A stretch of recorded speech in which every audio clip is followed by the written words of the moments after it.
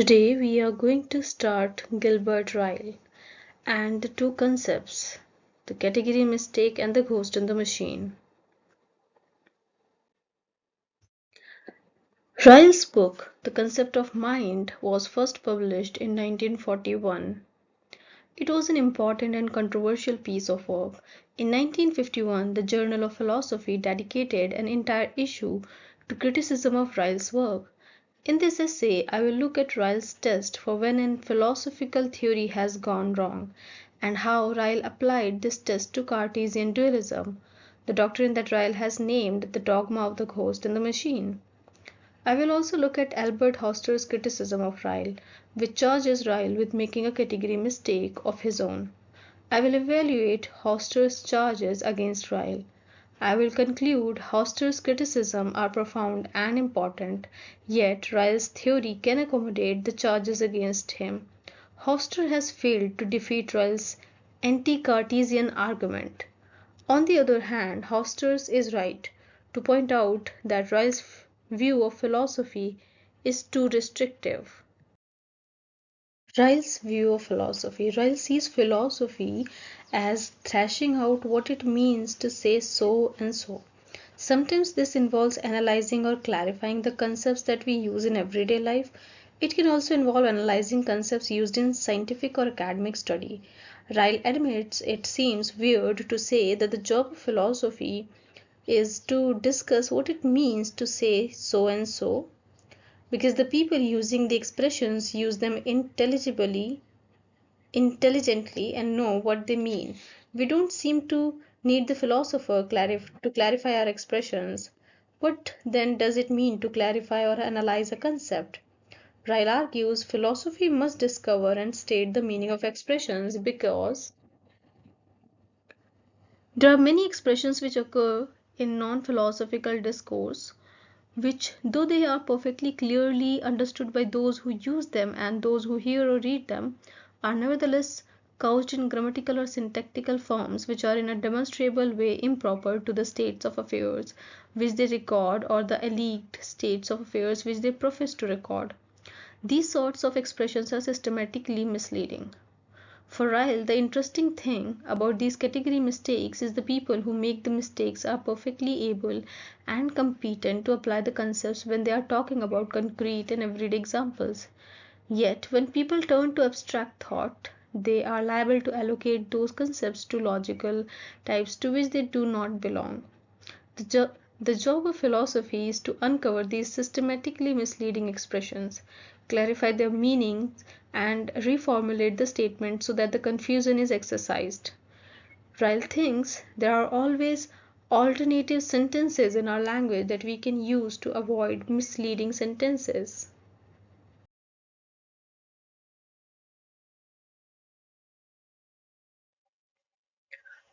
Ryle uses his philosophical method of uncovering and clarifying systematically misleading expressions to examine Descartes' dualist theory of mind and body.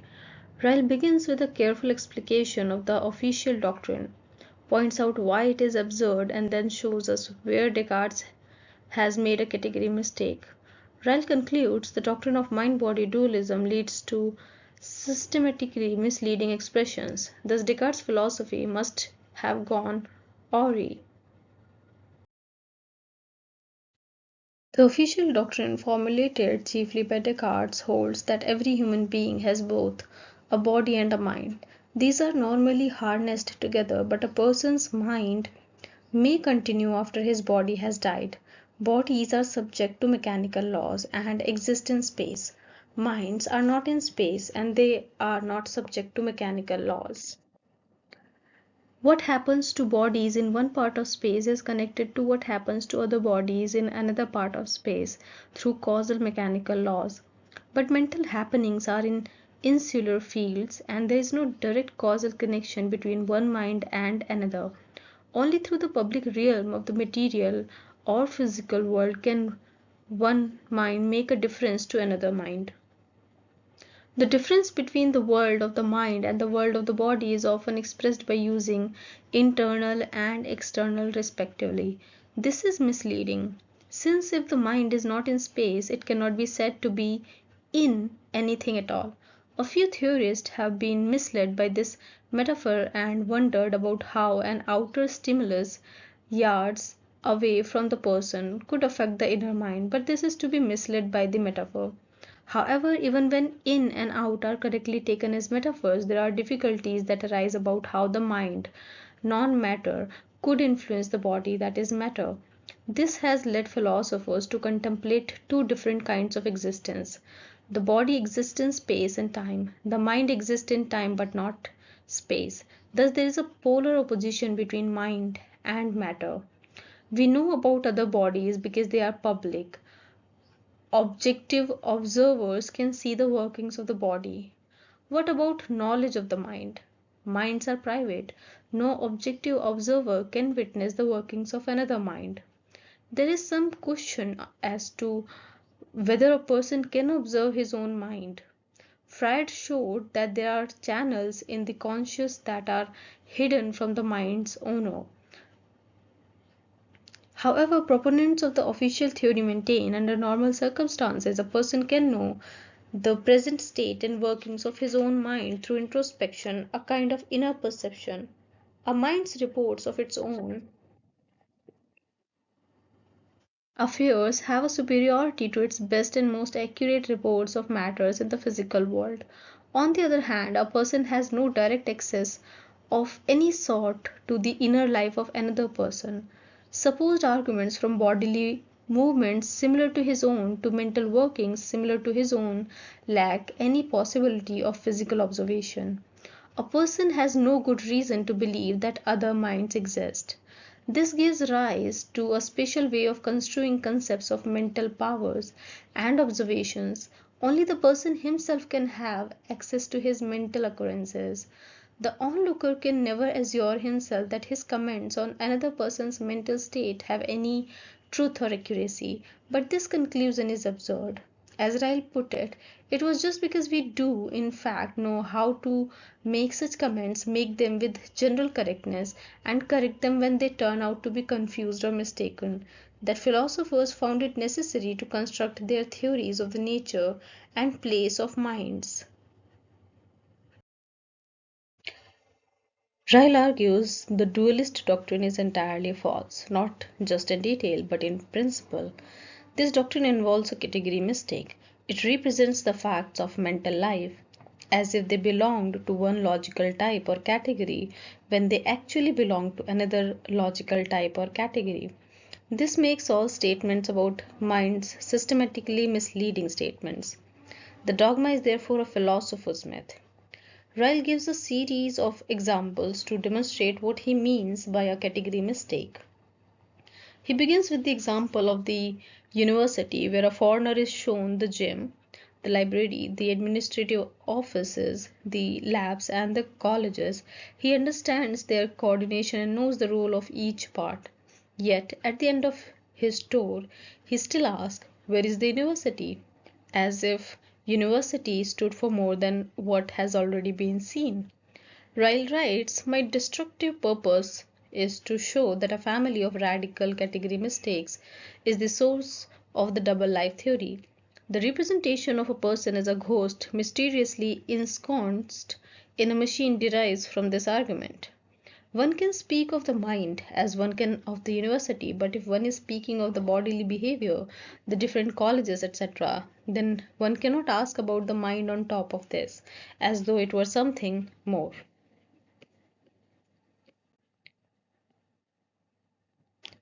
The origin of the category mistake is found in Descartes' own dual motives. Descartes was motivated as a man of science and as a religious and moral man. The scientist in him wanted to explain behavior in terms of determined causation. The religious part of him wanted to retain our concept of approbation. Descartes thought the difference between the human behaviors which we describe as intelligent and those which we describe as unintelligent must be a difference in their causation. Unintelligent behaviors are caused by physical laws, while intelligent behaviors are caused by the mind. Descartes tried to press the mind into the mold of mechanics, adhering to the grammar of mechanics. Descartes described the mind as the mere negative of specific descriptions given to bodies. Minds are not accessible to public, not in space, not motions, not modifications of matter, and not subject to physical laws. Since minds belong to the same category as bodies, and bodies are governed by mechanical laws, it seemed that minds must be similarly governed by non-mechanical laws. As thus represented, minds are not merely ghosts harnessed to machines, they are themselves just spectral machines. However, if the mind is determined by laws, then we can no longer talk of responsibility, choice, merit, and demerit. The religious Descartes was interested in retaining these concepts. The compromise solution is adopted of saying that the laws governing mental processes, unlike those governing physical processes, have the congenial attribute of being only rather rigid. Descartes' entire argument is deeply flawed. Ryle writes, it is an historical curiosity that it was not noticed that the entire argument was broken backed. The religious Descartes wanted to preserve the role of the mind. The explanation that he gave was supposed to show how we could distinguish intelligent and unintelligent behavior, but it went wrong and ended in a solipsism under which no one would be able to so distinguish behavior. As Ryle eloquently put it, save for the doubtful exception of himself, he could never tell the difference between a man and a robot. Though Descartes wanted to preserve the role of the mind, his argument shows that we could never correctly attribute mental states to others. Descartes had mistaken the logic of his problem. Instead of asking by what criteria intelligent behavior is actually distinguished from non-intelligent behavior, he asked, given that the principle of mechanical causation does not tell us the difference, what other causal principle will tell us? He assumed there was some logical correlate to be found in mental causation, but the logical conjunction of mind and matter is absurd. It is analogous to the mistake that a purchaser would make if he said he bought a left hand glove and a right hand glove and a pair of gloves. One could talk of the existence of minds as one could talk of the existence of a pair of gloves. One could also talk of the existence of the body, just as one could talk of the existence of a right-handed glove and a left-handed glove, but one cannot talk about the existence of the mind and the body at the same time, as though the mind were something more than the collection of bodily behaviors. It is an absurd conjunction. Ryle is very careful to explain the consequences of his argument. It must be noticed the argument will not show that either of the illegitimately conjoined propositions is absurd in itself. I am not, for example, denying that there occur mental processes. Ryle is simply denying that mind and matter are of the same logical type. Both idealism and materialism are erroneous theories that result from thinking that mind and matter are the same logical type. Both involve a mistaken disjunction. We can speak of both mind and matter but in different logical tones of voice. These expressions do not indicate two different species of existence. For existence is not a generic word like colored or sexed. They indicate two different senses of exist. Albert Hoster is not convinced that Ryle has shown what he intended to, namely that dualism is a logical mistake. Instead, Ryle has misread the nature of dualism. Hoster argues if dualism is to be found false, it will have to be falsified on the grounds of the sort used to invalidate a scientific theory. If dualism is a mistake, it is not merely a logical one. To suppose that it is itself a mistake, an ignoratio elenchi. Hofster's view of Ryle's argument in a nutshell. You wish to distinguish A from non-A, example mind from matter. This can in fact be done by noting certain descriptive differences D such that A has the characteristics D and non-A does not. D then is the criterion for distinguishing A from non-A. You discover this by analyzing your use of expressions referring to A and non-A. You would therefore be successful in distinguishing A from non-A if you were to bring to light the fact that in actual practice you use D to distinguish A from non-A. Instead, and here is your mistake, you take the difference D for granted without making a logical analysis of the use of A and non-A expressions, and you look in the wrong place for the criterion of distinction. You look mistakenly for some differential cause C of things being A. You then go ahead and postulate that what distinguishes A from non-A is the fact that A is caused by C, whereas non-A is not. The problem for Ryle's work is that he offers no evidence to show that Descartes ever made that sort of mistake. The book simply asserts dogmatically that those who subscribe to a dualistic account of man really wanted a criterion for distinguishing between intelligent and non-intelligent behavior, etc., but got mixed up, and instead looking for a cause to serve as such a criterion, Hofstadter maintains that dualists did not introduce mental occurrences to distinguish between intelligent and non-intelligent behavior. Dualists introduced the mind because they wanted to explain this distinction. According to Hofstadter, philosophers are not just interested in language, they are interested in understanding the world. So there are two problems for philosophers to solve. One, how to differentiate intelligent and non-intelligent behavior, and two, once we have differentiated them, how do we account for the possibility of this difference? The first question is in part a logical one. The second is a problem of theory and not of logic or language. Dualists wanted to address both questions, whereas Ryle only wishes to address the first. Dualists used the mind as an explanation. The mind explains what makes the body behave intelligently.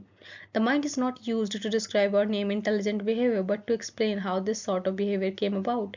Dualism is therefore not making the logical mistake of introducing causal reference in order to descriptively distinguish intelligent from non-intelligent behavior. Instead, Professor Ryle makes the mistake of supposing that dualism is, by its very nature, primarily interested in giving a descriptive differentiation of intelligent and analogous behavior from their opposites, and so he misreads the intent of dualism's theory of mind. Ryle intends to show us that there is something wrong with the mentalist picture of the mind. Hofstadter thinks there could be something wrong with the picture, but what is wrong with it is not that in using it we are compelled to commit a category mistake. This mistake only arises if we were trying to use this concept of the mind to give a descriptive differentiation of behavior by means of it. But if this is not what we are trying to do, then we have made no such mistake. Ryle is suffering from a severe attack of nominalism. The deepest symptom of nominalism is the systematic undervaluation of theory. They prefer description to explanation, conjunction to connection, the finite to the infinite, chance to necessity, and so on. The fact that Ryle fails to see that dualism might be an explanation rather than a description shows that he is a nominalist. Hofstadter offers the examples of the electron theory of metallic conduction. This theory is not an attempt to describe by logical analysis what is meant by saying a wire conducts electricity. It is an attempt to explain why wires do conduct electricity. The theoretical utility goes beyond entitling us to predict, explain, and modify what we already do and know. It allows us to predict, explain, and modify things we never dreamed of being able to do before the electron theory was developed. Electrons and other theoretical entities are things whose existence and properties we infer, that is, confirm hypotheses about from the fact that by means of them, which Professor Ryle seems to overlook, we can predict, explain, and modify the observable actions and reactions of individual things. Assuming the existence of electrons explains the behavior of wires, we assume the existence of electrons as distinct from the dispositions of wires, and we use the existence of these entities to account for the dispositions of wires. Professor Ryle's remarks are like saying, we know quite well what caused the wire to conduct electricity.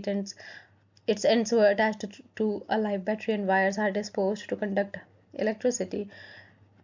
When their ends are connected to live batteries, which are disposed to produce such currents in wires, if scientists were to think, as Professor Ryle does, that we know well enough the causes of electrical behavior of metals at the level, just how much of modern mathematical physics would we have? Ryle's central claim that dualism commits a category mistake must be a mistake on Professor Ryle's part. Ryle's approach shows that we can refer to behavioral occurrences, dispositions, and semi-dispositions without referring to mentalistic events. What Ryle needed to argue in order to defeat dualism was that the mind cannot adequately explain behavior. Ryle does not do this. Instead, he tries to show that we can describe human behavior without referring to the mind. But the task of language as an explanatory theory is not to describe the fact that need to be explained. The important question that Ryle does not examine is, does this kind of unobservable do the job well, or do we need something else? Had Ryle examined the mind as an explanatory theory, he would have looked at different questions such as, does the theory of the mind have an economy of assumptions? Can we state the mind theory in a few properties expressible in formulae that are not derivable from the physics and chemistry of the body? Can we explain the dispositions and behavior of persons by means of these formulae? If we could, then it would be an impressive theory. However, if we could show that the physics and chemistry of the body can do this same job without postulating a mysterious mental realm, then we would prefer this later theory on the grounds of economy of assumptions. Hofstede writes, it is questions of this sort that are relevant, in my opinion, to the philosophical problem of the mind. Ryle's problem is not just one of excessive nominalism that makes him treat dualism as a logical mistake. Instead, it is that of making logical analysis, which is a useful subordinate activity in philosophy, into philosophy itself. If you take seriously the idea that there is nothing to philosophy but logical analysis, then you will tend to treat every problem that strikes you as philosophical as problem in logical analysis. And the danger is that finally your mind's eye will get to see logic where there is not any. That is, you will have made a category mistake. Hofstede criticizes not only Ryle's view in the article Descartes' myth, he criticizes Ryle's entire philosophical method.